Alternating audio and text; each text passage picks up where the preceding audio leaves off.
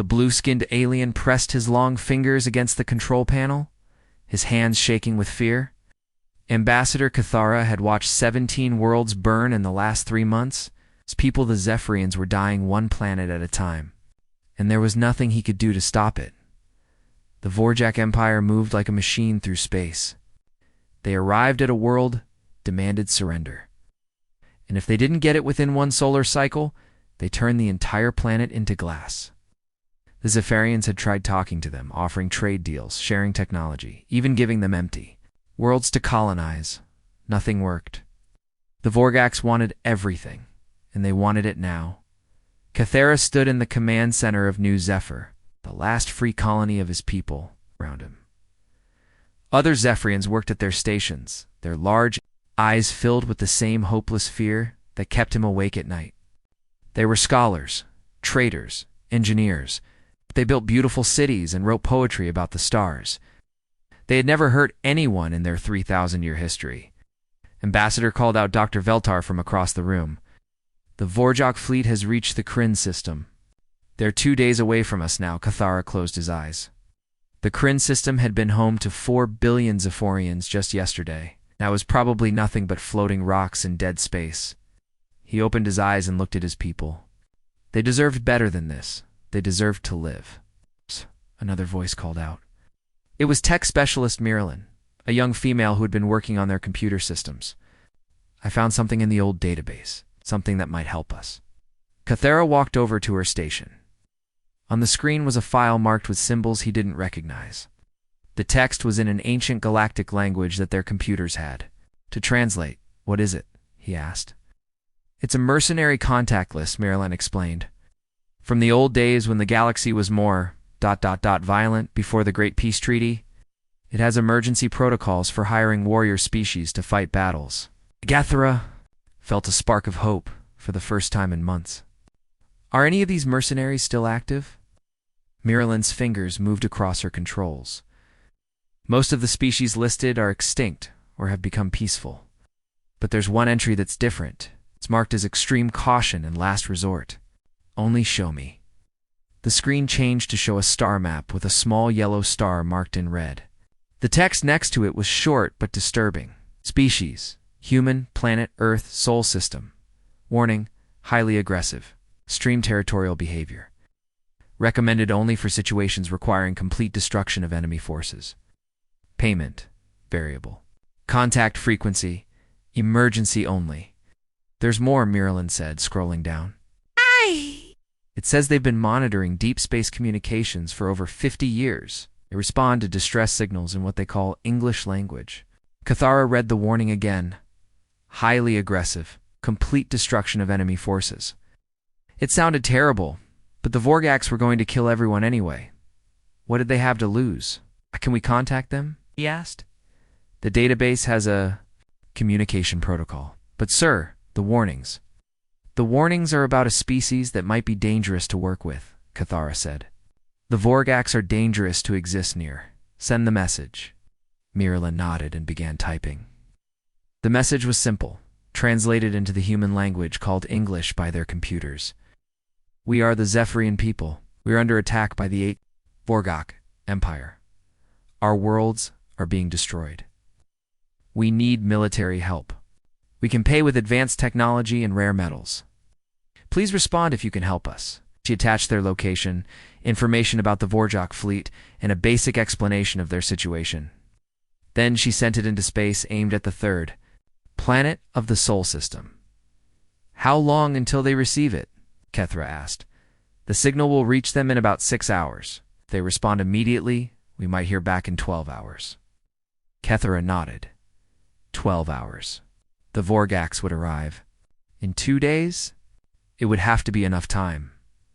Meanwhile, millions of miles away from the Zephyrian colony, the signal traveled through the darkness of space. It passed by empty planets, through asteroid fields, and across the void between stars. It reached a small blue-green world orbiting a yellow sun. On Earth, in a military facility buried deep in the Nevada desert, communications officer Lisa Martinez was finishing her night shift. She had been monitoring deep space radio signals for 3 years, mostly listening to cosmic background radiation and the occasional signal from their own satellites. It was boring work, but someone had to do it. Her coffee had gone cold hours ago, and she was thinking about going home when her equipment picked up something unusual. The signal was clearly artificial, not like the random noise from space. It was structured, organized, like a message. Lisa sat up straight and began recording. The signal was strong, much stronger than anything they usually received. As she listened, her computer began trying to decode it. The military had translation software for dozens of human languages, but this was different. After a few minutes, words began appearing on her screen. "We are the Zephyrian people. We are under attack by the Vorjak Empire." Lisa's hands froze over her keyboard. She read the message again, then again. Aliens, real aliens, were talking to them, and they were asking for help. She picked up her phone and dialed her supervisor. "Sir, this is Martinez in Deep Space Communications. I need you to come down here right now. You should probably call the Pentagon." 20 minutes later, the small communication room was crowded with military officers. Colonel Jim Parker, the base commander, stood behind Lisa's chair, reading the message on her screen. Next to him was Dr. Kevin Ross, a linguist who had been brought in to verify the translation. "This is definitely not human," Dr. Ross said, adjusting his glasses. "The language structure is completely different from anything on Earth. And look at these technical specifications they've attached. This technology is centuries ahead of ours." "Are you sure this isn't some kind of joke, Colonel?" Parker asked. "Or maybe an enemy test?" "Sir, the signal came from deep space, not from Earth. No human technology could fake this," Lisa explained. "And the power required to send this signal across interstellar space ... We couldn't do it if we wanted to." Colonel Parker was quiet for a moment, then he picked up the secure phone on the wall. "Get me the Pentagon. Priority 1. Tell them we have a situation that requires immediate attention from the highest levels." While they waited for instructions from Washington, Dr. Ross continued studying the message. "They're offering to pay us," he said, "with advanced technology and rare metals. They seem to think we're some kind of military contractors." "Maybe we are," said Major Tony Blake, the base's security chief. "They asked for military help. We have a military." "They asked for help against something called the Vorjak Empire," Lisa pointed out. "Aliens are fighting other aliens, and they want us to pick a side?" Colonel Parker hung up the phone. "Washington wants a full report in 1 hour. They're sending a team of experts, and they want us to keep monitoring for any response from these ... Zephyrians." As the room filled with activity, Lisa remained at her station, listening to the stars. She had always wondered if humans were alone in the universe. Now, she knew they weren't. Oh.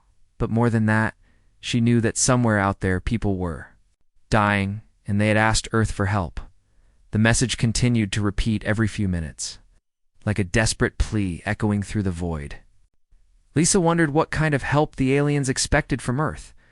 They'd called humans highly aggressive and mentioned complete destruction of enemy forces. Did they really understand what they were asking for? In a few hours, the most powerful military in human history would be deciding whether to answer that call. The Pentagon conference room was filled with smoke from General Patricia Hayes' cigarette. She had quit smoking 10 years ago, but finding out that aliens existed seemed like a good reason to start again. Around the long table sat 20 of the most important people in the American military, and they were all staring at the translated message on the big screen. "So let me get this straight," General Hayes said, taking another drag. "Aliens are real. They're being attacked by other aliens, and they want to hire us to fight for them." "That's correct, General," replied Dr. Kevin Ross, who had been flown in from Nevada 3 hours ago. "The signal is definitely from outside our solar system. The technology described in their message is far beyond anything we have. Think we're mercenaries," added Colonel Jim Parker, who was attending the meeting by video link from his base in Nevada. Secretary of Defense Robert Chen leaned forward. "What do we know about these Vorjaks? The enemy they're fighting?" Dr. Ross pulled up another screen. "Based on the information they sent, the Vorjak Empire appears to be a highly organized military force. They conquer planets by showing up with overwhelming firepower and demanding surrender. If they don't get it, they destroy everything on the planet. Typical shock and awe tactics, commented Admiral Lisa Brooks, the Navy's chief of operations. Nothing we haven't seen before, except they're doing it to entire planets, Dr. Ross pointed out. According to the message, they've destroyed 17 worlds in the last 3 months. The room fell silent. General Hayes stubbed out her cigarette and lit another one. What about these Zephyrians? The ones asking for help? They describe themselves as a peaceful trading civilization. No military tradition. They've tried diplomacy, offering technology, even giving the Vorgax empty worlds to colonize. Nothing worked. Sounds like they're about to be extinct, said General Mark Wilson, head of the Army's Special Operations Command. The question is, what do we do about it? We could ignore it, suggested Colonel Sarah Davis from the Air Force. This isn't our fight. We don't even know these people. We could, agreed General Hayes. But think about what this means. We're not alone in the universe. There are other intelligent species out there, and some of them are killers. If we don't help these Zephyrians, we send a message that Earth doesn't stand with peaceful people against bullies. There's also the strategic consideration, added CIA Director John Martinez.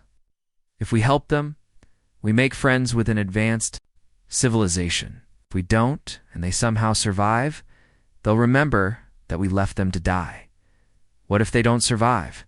Asked Admiral Brooks. What if the Vorgax win, and then come looking for us?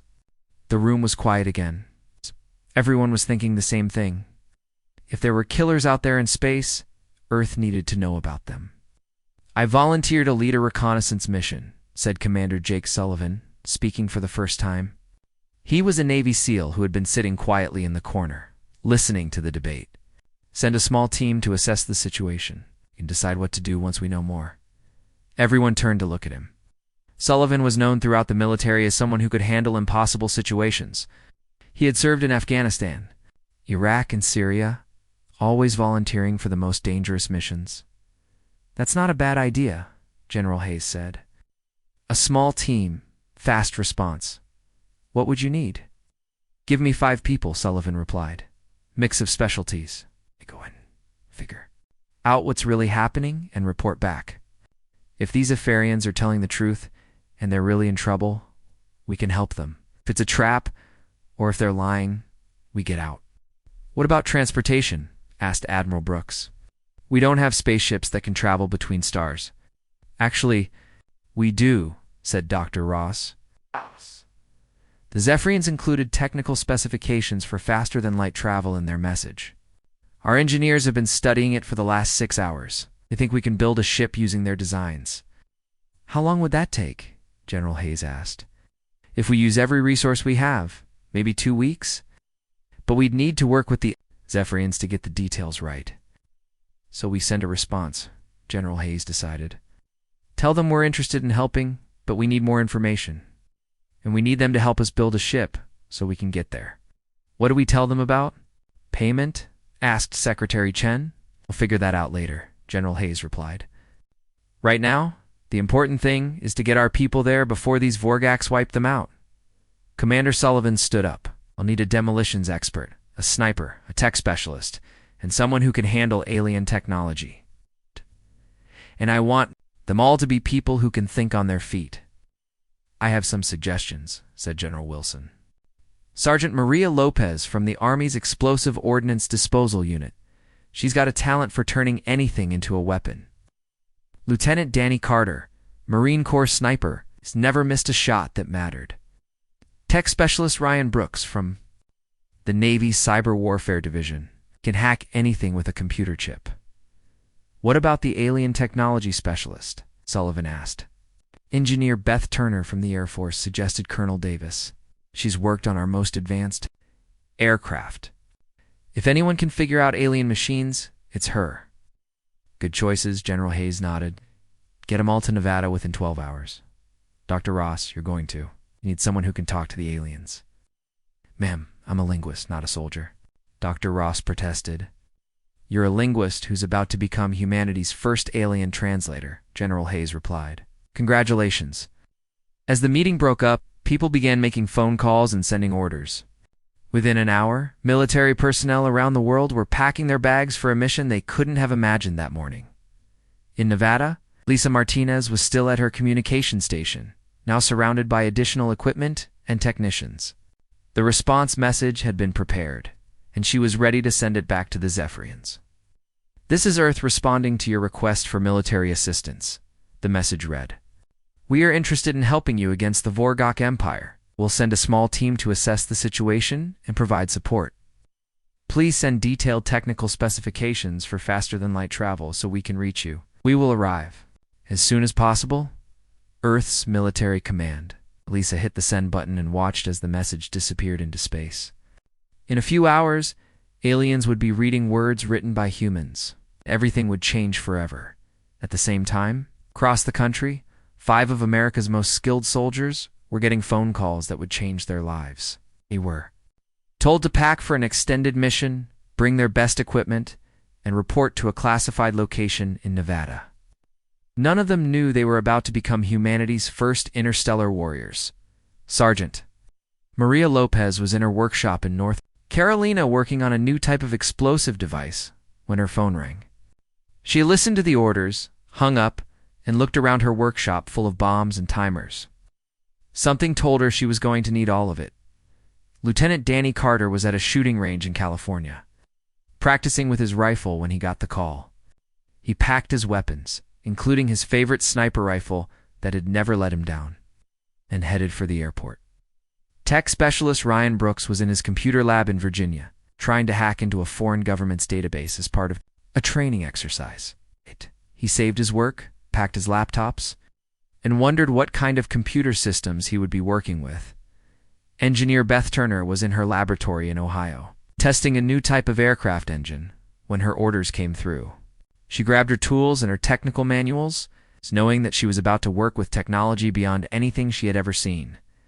By the next morning, they were all in Nevada, meeting each other for the first time and learning that they were about to leave Earth to fight aliens in space. It was not the kind of briefing any of them had expected to receive.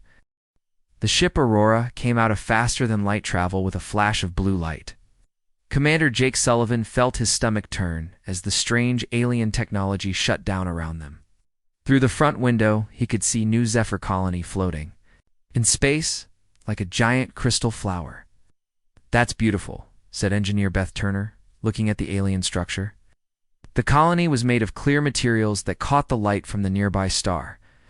Gardens grew inside transparent domes, and walkways connected different sections like branches on a tree. "It's also defenseless," observed Lieutenant Danny Carter, studying the colony through his rifle scope. "No weapons, no shields, no armor. A kid with a slingshot could damage this place." "That's probably the point," replied Dr. Kevin Ross, who had spent the 2-week journey learning everything he could about Zephyrian culture. "They've never fought a war. They don't think like soldiers." Tech specialist Ryan Brooks was already working on his computers, scanning the colony's communication systems. "They're sending us docking instructions. Very polite. They're treating us like visiting professors, not military contractors." Sullivan keyed his radio. "Rara to New Zephyr. Control. This is Commander Sullivan of the Earth Military. Permission to dock." "Welcome, Commander Sullivan," came the reply in accented English. "This is Ambassador Cathara. We are honored by your arrival. Please follow the guidance signals to Docking Bay 7. The Aurora moved slowly toward the colony. As they got closer, Sullivan could see Zephyrians through the transparent walls. They were tall and thin, with blue skin and large eyes. They moved gracefully, like dancers, and seemed to be watching the human ship with curiosity rather than fear. "They don't look like warriors," said Sergeant Maria Lopez, checking her weapons one more time. "They look like librarians." "Librarians who built faster-than-light travel," Turner pointed out. "Don't underestimate them." The ship docked with a soft bump. Sullivan and his team grabbed their equipment and walked toward the airlock. They were wearing full military gear, including body armor and weapons. Sullivan had insisted on it, despite Dr. Ross's protests that it might seem unfriendly. "We're here to fight a war," Sullivan had explained, "not to make friends at a tea party." The airlock opened and they stepped into the colony. The first thing? Sullivan noticed was the gravity. It was lighter than Earth's, making him feel like he could jump higher and move faster. The second thing was the smell. The air was clean and fresh, like a forest after rain Ambassador Cathara was waiting for. Them, along with several other Zephyrians. The ambassador was taller than the others, with darker blue skin and gold markings on his face. He wore flowing robes that seemed to shimmer in the light. "Welcome to New Zephyr," Kethra said, bowing slightly. "I am Ambassador Kethra. We are grateful that you have come to help us." Sullivan stepped forward and shook the ambassador's hand. The alien's skin was cool and smooth, like touching silk. "I'm Commander Sullivan. This is my team. We're here to assess your situation and determine how we can help." "Excellent," Kethra replied. "Dr. Veltar will show you our defensive capabilities, and then we can discuss strategy." Dr. Veltar was a female Zephyrian with lighter blue skin and silver markings. She led them through the colony, pointing out various systems and structures. As they walked, Sullivan's team exchanged glances. What they were seeing was not encouraging. "This is our security center," Dr. Veltar explained, showing them a room with monitoring equipment. "We can observe all approaches to the colony and communicate with other Zephyrian settlements." "What about weapons?" asked Lopez. "Weapons?" Dr. Veltar looked confused. "We have mining lasers and industrial equipment. Are those weapons?" "They could be," Lopez replied, studying the schematics on the wall. "But you don't have any actual military equipment. There's no guns, no missiles, no defensive systems."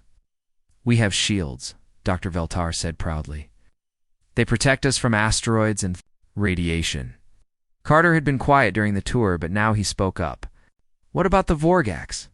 How do you fight them?" "We don't fight them," Dr. Veltar explained. "We tried to negotiate with them. We offered them trade agreements, technology sharing, even empty worlds they could colonize.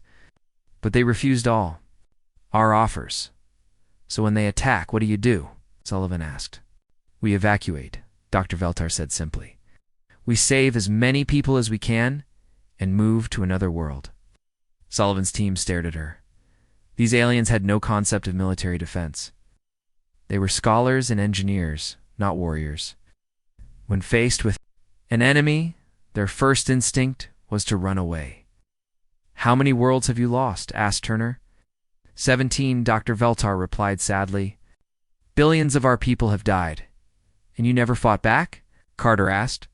"How could we? We don't know how to fight. We don't have weapons. We don't have soldiers. That's why we called you." Sullivan was beginning to understand the situation. The Zephyrians hadn't hired mercenaries.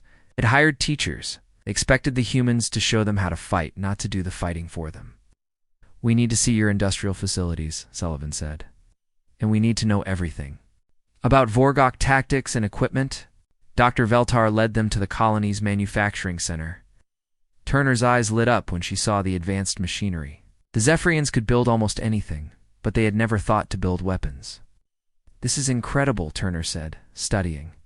"A device that could shape metal at the molecular level. Could turn this into a weapon factory." "A weapon factory?" Dr. Veltar looked shocked. "These machines are for creating art and useful objects. Right now, the most useful object you could create is something that kills Vorgax," Lopez said bluntly. Brooks had connected his computers to the Zephorian data network. "I'm seeing reports of Vorjak fleet movements. They're definitely heading this way. We have maybe 18 hours before they arrive." 18 hours to turn a bunch of scholars into soldiers," Sullivan muttered. "This is going to be interesting." He gathered his team for a quick meeting while the Zephyrians watched from a distance. "Okay, here's the situation. These people have never fought a war. They don't have weapons. They don't have soldiers. They don't even have a military command structure. So what do we do?" asked Carter. "We give them a crash course in violence," Sullivan replied. "Turner, start converting their industrial equipment into weapons. Lopez, teach them about explosives and booby traps. Brooks, get into their computer systems and set up surveillance. Carter, find good defensive positions and teach them about ambush tactics." "What about you?" Turner asked. "I'm going to try to turn their leader into a general," Sullivan said. "Dr. Ross, you're with me?" We need to explain to these people that their peaceful way of life is about to end. As the team scattered to begin their work, Sullivan couldn't help but think about the task ahead.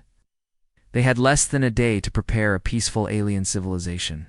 For war against an empire that had conquered dozens of worlds, it seemed impossible, but Sullivan had learned something during his years as a soldier.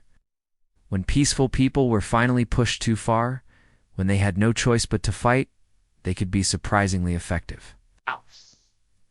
The Zephyrians were about to learn that sometimes the only way to preserve peace was to be very, very good at war. The first lesson would begin as soon as the Vorgax arrived. The Vorjak fleet arrived exactly when Brooks had predicted. 12 massive black ships dropped out of faster-than-light travel and formed a circle around New Zephyr colony. Each ship was the size of a city, covered in weapons and armor plating. They looked like flying fortresses built for one purpose: destroying everything in their path. Commander Sullivan stood in the colony's command center, watching the enemy fleet on the main screen. Around him, Zephyrians worked at their stations. With nervous energy, the past 18 hours, they had learned more about warfare than their species had learned in 3,000 years. "Incoming transmission," reported Miralyn, the young Zephyrian who had first contacted Earth. She had become Sullivan's unofficial communications officer. "Put it on screen," Sullivan ordered. The screen filled with the image of a Vorjak commander. The alien was reptilian, with green scales and yellow eyes. Scars covered his face, and metal implants were visible along his skull. When he spoke, his voice was like gravel being crushed. "I am War Commander Thokton, of the Vorgok Empire. We'll surrender this colony immediately. You have one cycle. To comply, or we will destroy you." Sullivan stepped forward. "This is Commander Sullivan of the Earth's military. We decline your offer." Thakton's eyes narrowed. "You are not Zephyrian. What species are you? We're human, and we're here to stop you from killing these people." "Human." Thokton seemed confused. "That species is not in our database. No matter, you will die with the rest of them." "We'll see about that," Sullivan replied, and cut the transmission. Ambassador Cathara approached Sullivan nervously. "Commander, perhaps we should negotiate. Maybe they will accept partial surrender." "They want you dead," Sullivan said bluntly. "All of you. There's no negotiating with that." "But we have never fought a war," Dr. Veltar protested. "We don't know how." "You're about to learn," Sullivan replied. He activated his radio. "All units, report status." Turner's voice came through first. "Manufacturing center is ready. We've converted the industrial lasers into weapons. The Zephyrians are scared of them, but they're learning to use them." "Explosives are in place," reported Lopez. "I've got surprises waiting in every corridor and junction," the Zephyrians think. "I'm insane, but they're helping." "Computer systems are ready," Brooks added. "I've got eyes on everything." "The Zephyrian surveillance network is better than they realized." "Defensive positions are set," Carter reported. "I've got 12 Zephyrians who can actually hit a target. It's not much, but it's something."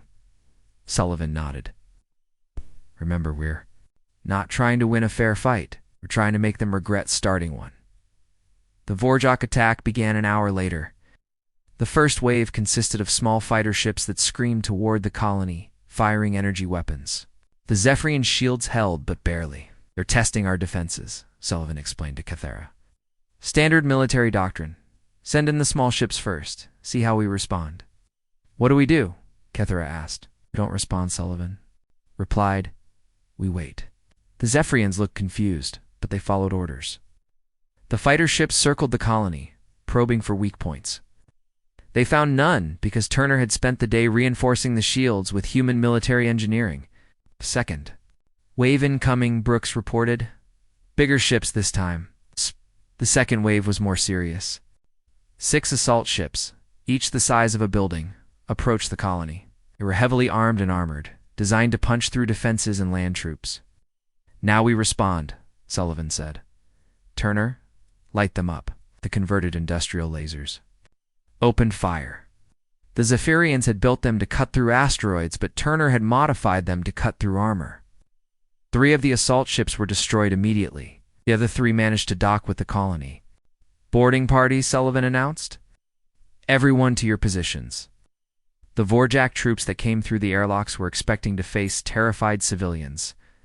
Instead, they found themselves in corridors that had been turned into death traps. Lopez had spent the day teaching Zephyrians about explosives, and they had learned quickly. The first group of Vorgok soldiers triggered a mine that filled the corridor with shrapnel.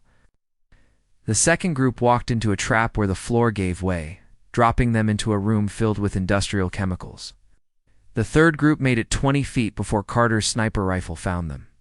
"This is not normal," War Commander Thuckton said, watching the battle from his flagship. "The Zephyrians have never fought back before, sir." "We're detecting unknown technology," reported his tactical officer. "These weapons are not Zephyrian, the humans," Thuckton realized. "They're not mercenaries. They're soldiers."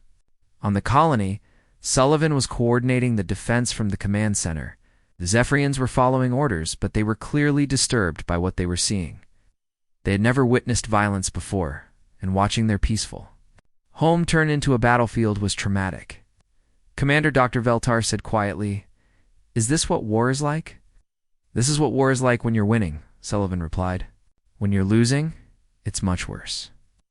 The Vorgok boarding parties were being systematically destroyed. Every corridor they entered became a trap. Every room they searched was an ambush. The Zephyrians, guided by human tactics, were turning their own home into a weapon. Brooks was monitoring Vorgok communications from his computer station. "They're getting frustrated," he reported. "They're calling for reinforcements." "Let them come," Sullivan said. "We've got plenty more surprises." Third wave was the largest yet. The Vorgak sent everything they had: fighters, bombers, assault ships, and troop transports. They were going to overwhelm the colony with sheer numbers. "Turner, can the shields hold?" Sullivan asked. "Not against that much firepower," Turner replied. "But I've got an idea." She had been working on something during the battle. Using Zephyrian technology, she had created a feedback loop in the colony's power systems. When the Vorgaks attacked with energy weapons, the shields would absorb the energy and send it back. "Fire everything." Sullivan ordered the Vorgak fleet over the radio. "We're ready for you." The Vorgaks opened fire with every weapon they had. The colony's shields flared as they absorbed the massive energy blast. Then Turner activated her device. The energy came screaming back at the Vorjak fleet like a solar flare. 3 ships were destroyed instantly. 4 more were crippled. The rest were forced to retreat to a safe distance. "It's possible," Thuckton said. Staring at the tactical display, "No one has ever done that before." "Sir," his tactical officer said nervously, "perhaps we should withdraw. These humans are using tactics we've never encountered." "No," Thuckton growled. "We are the Vorjak Empire. We do not retreat from anyone."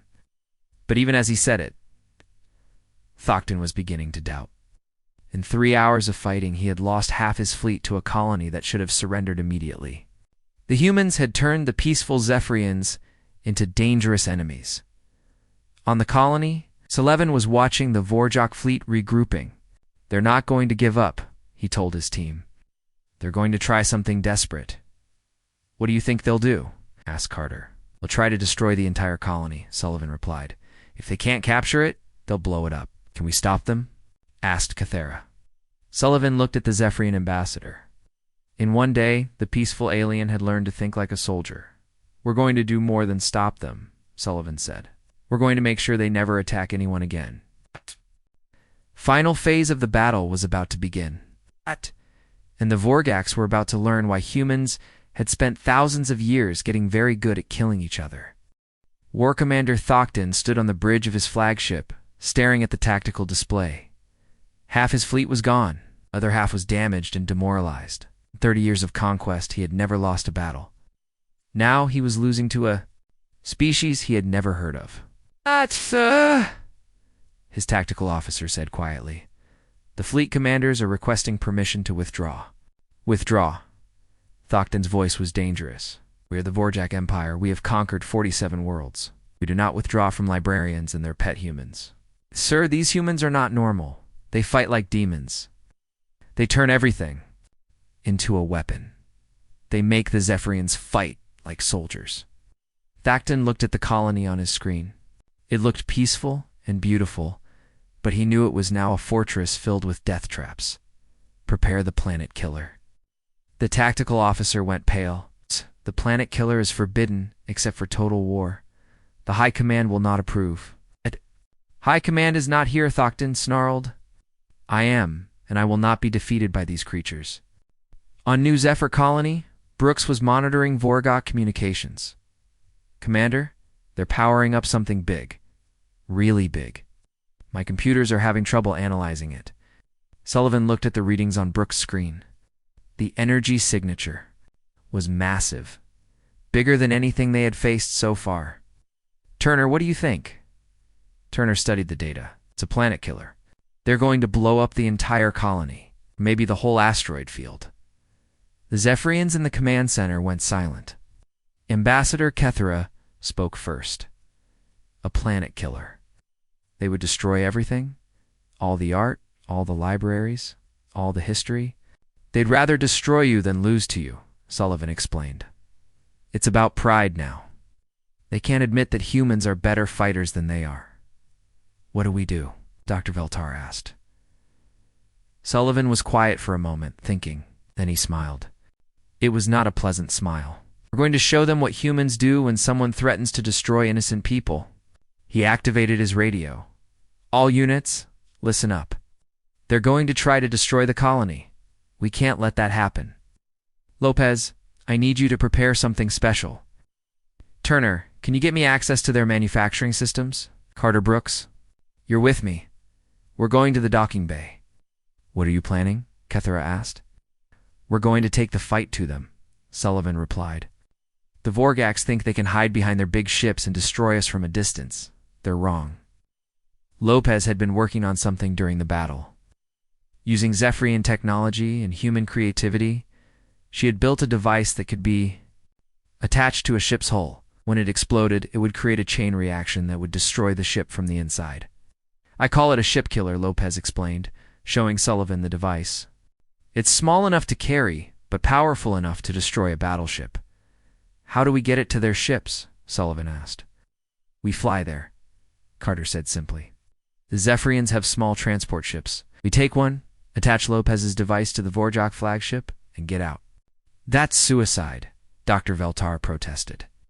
Their ships are covered with weapons. Not if we're fast enough, Sullivan replied. Not if we're smart about it. Brooks had been working on the Vorgok computer systems during the battle. Can hack. They're sensors, he said. Make us invisible to their detection systems for a few minutes. A few minutes is all we need, Sullivan said. The plan was insane, but it was the kind of insane that humans were good at. Within an hour, Sullivan's team was aboard a small Zephyrian transport ship, heading toward the Vorjak fleet. The ship was fast and maneuverable, but it had no weapons and no armor. Brooks, how long do we have? Sullivan asked. 3 minutes. Of invisibility, Brooks replied, working frantically on his computers. After that, they'll see us coming. The transport ship flew through the Vorjak fleet like a ghost. The enemy ships were focused on charging their planet killer and didn't notice the small vessel moving between them. Sullivan could see the massive weapon on the flagship's hull glowing with deadly energy. There, Carter pointed to a spot on the ship's hull. That's their power generator. If we put the device there, it'll destroy the whole ship. Sullivan maneuvered the transport ship close to the Vorjak flagship. The hull was covered with sensors and weapons, but Brooks' hack was working. They were invisible to the enemy's detection. Systems. Time, Sullivan said. Lopez opened the transport's airlock and carefully attached her device to the Vorjak ship's hull. The magnetic clamps held it in place, and the timer began counting down. They had 60 seconds to get away. Go, go, go, Sullivan said, pushing the transport ship's engines to maximum power. They were halfway back to the colony when the Vorgax finally detected them. Suddenly, the space around them filled with energy blasts as the enemy ships opened. Fire.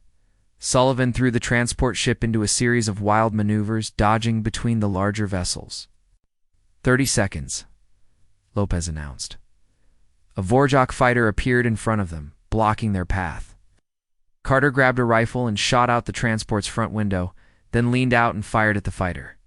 The enemy ship exploded. 10 seconds. Lopez said, They were almost at the colony when Lopez's device exploded. The Vorjak flagship disappeared in a ball of fire that lit up the entire asteroid field. The explosion was so powerful that it damaged to other ships that were too. Close War Commander Thakton was thrown to the floor as his ship died around him. Emergency lights flashed and alarms screamed. His tactical officer was dead, killed by flying debris. Half the bridge crew was gone. Damage report, Thakton managed to say. Sir, the ship is lost, reported the surviving engineering officer. We have maybe 10 minutes before the reactor goes critical. Tan looked at the main screen, which was cracked but still working. He could see the human transport ship docking with the colony. They had flown through his entire fleet, destroyed his flagship, and escaped. No one had ever done that before. Sir, the communications officer said the other ships are requesting orders. Thakton was quiet for a long moment. Then he did something he had never done in 30 years of conquest. Signaled the fleet. We're withdrawing, sir. We're withdrawing, Thakton repeated. These humans are not normal. They fight like nothing we've ever encountered. They turn peaceful people into warriors. They make the impossible seem easy. The surviving Vorgok ships began to retreat. Within an hour, the entire fleet was gone, leaving only debris and the memory of their first defeat. On New Zephyr Colony, Sullivan and his team stood in the command center, watching the enemy fleet disappear. The Zephyrians around them were silent, still processing what had happened. Is it over? Ambassador Cathera asked. For now, Sullivan replied, but word is going to spread. The galaxy is going to know that the Vorjak Empire can be defeated. They'll know that humans did it, Dr. Veltar added. Sullivan nodded. That's the idea. Sometimes the best way to prevent a war is to win one so completely that no one wants to fight you again. Over the next few days, the news spread throughout the galaxy. The Vorjak Empire, conquerors of 47 worlds, had been defeated by a species no one had heard of. The humans had taken a peaceful civilization and turned it into a military force. Overnight, other alien species began to take notice. Some were curious about these humans, others were afraid. All of them understood that the galaxy had changed. Ambassador Cathara found Sullivan in the colony's garden, where the human was sitting quietly among the flowers. Commander, how do we thank you? You don't need to thank us, Sullivan replied. But you do need to remember something. Peace is precious, but it's not free. Sometimes you have to fight for it. Will you stay and help us rebuild? Cathara asked. Sullivan shook his head. You don't need us anymore. You've learned how to defend yourselves. But if you ever need help again, you know where to find us. A week later, the Aurora left New Zephyr Colony and headed back to Earth. As they traveled through space, Sullivan filed his report to Earth Command. The galaxy was full of life, he wrote, and some of it was hostile. But Earth was ready for whatever came next. The final message was sent to every species in the SC galaxy. This is Earth. We stand with those who cannot stand for themselves. We fight for those who cannot fight for themselves. We will not allow bullies to destroy the innocent. Remember this, and choose your actions wisely. The age of human expansion into the galaxy had begun, and it had started with a single act of protection for those who needed it most.